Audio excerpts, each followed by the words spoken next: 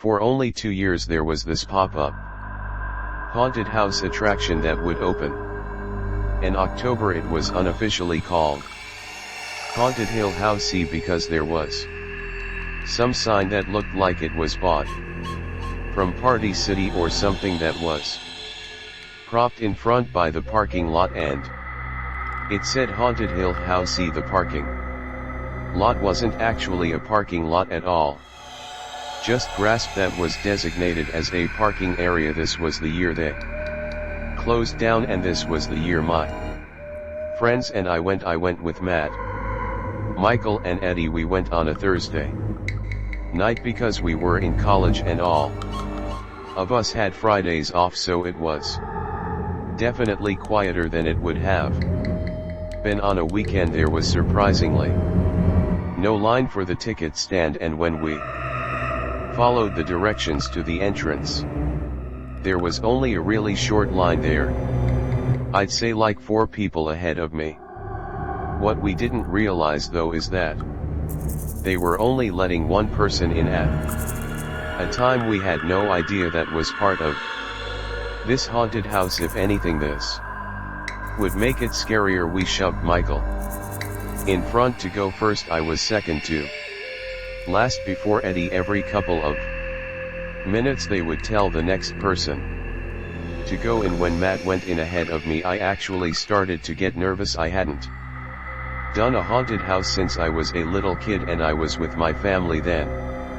It was my turn to go in as this woman, dressed in some bloody costume, opened the door and told me to enter. I stepped through the door, and as it shut behind me, I was in this dark building lit up mainly by small flashing lights. As I walked through, I was faced with a bunch of gruesome props of mutilated dead corpses and other pretty horrific things. Once in a while, actors dressed in horrific costumes would jump from around corners or through little holes in the walls, and just about every single time they got me 'cause I was in some dark hallway separating 2 rooms when I felt something brush up on me from behind. I let out a short scream as I turned, and in the darkness I could see a tall figure in front of me. I laughed after seeing it. Then something I wasn't expecting happened next. The actor started pushing me down this dark hallway. I could hardly see anything. I was going along with it, thinking this was part of the attraction. I don't remember how long exactly I was allowing this actor to push me in the darkness, but eventually he stopped and I heard a door close and things went silent. I didn't know what was happening. I still thought this was part of the act, and I was definitely scared because it was pitch black. Then I felt hands grabbing me, but in a very weird way, not in a way that a haunted house actor should. I was being full on grabbed, and so I pushed the person off and said, "Get the off me, dude." I stood there in silence. "Now," I said, "you're going too far.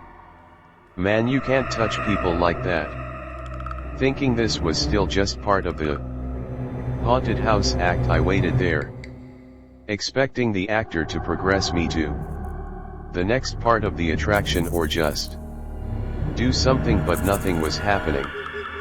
Enough time passed now that I knew this wasn't right, and so I took out my phone, even though they told us not to take our phones out at any time during the attraction. I turned on the flashlight and found myself in a storage room with props and janitorial equipment.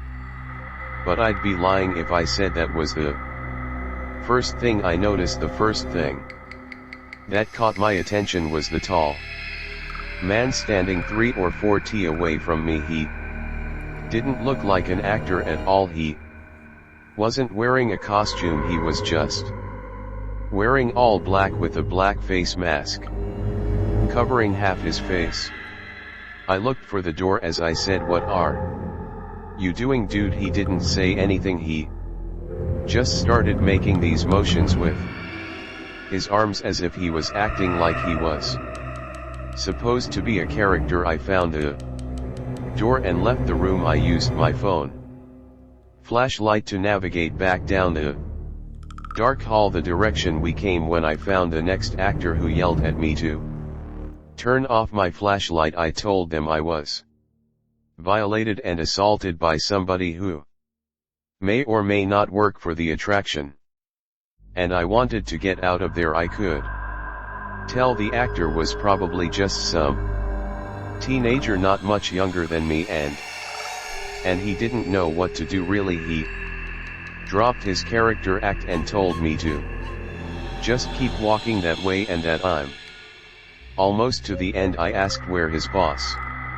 would be. He said I'd have to go back to the ticket stand as the little manager's office is attached to the ticket stand. So I continued the rest of the haunted house speed walking, making it clear I was just trying to get out, and a few minutes later I was out. I found all three of my friends who were confused how I ended up getting out last. I told them what happened, and then we all went to the ticket stand and I asked for the manager. The worker said that he wasn't there tonight but that he'd be back tomorrow. I told the worker about what happened and she said she would alert the team about it. I requested my money back because of it and she gave me back my 30. It was the next day that a girl from our college who we all knew posted on Facebook that she was sexually